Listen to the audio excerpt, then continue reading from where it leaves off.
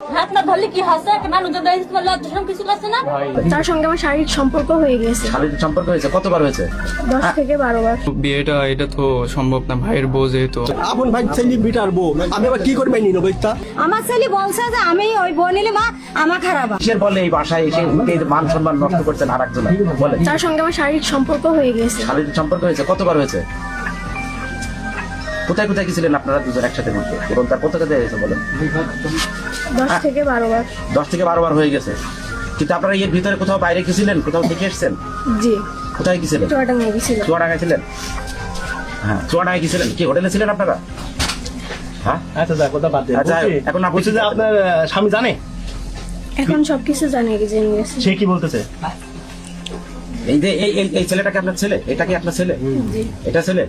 এই যে ইয়ার আমরা সোনার সংসার রেখে আপনার একটা ঘটনা ঘটলেন, তাও নিজেদের বাড়ির ভিতরে, তো এটা কেমন হয়ে গেল না?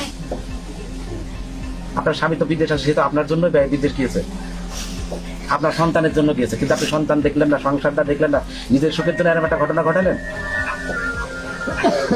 আপনি বলতেন যে ফোন করে যে আপনি বাড়ি চলে আসেন, আপনার হাজবেন্ডকে বলতে পারতেন যে বাড়ি চলে আসো, ইনকাম লাগবে না।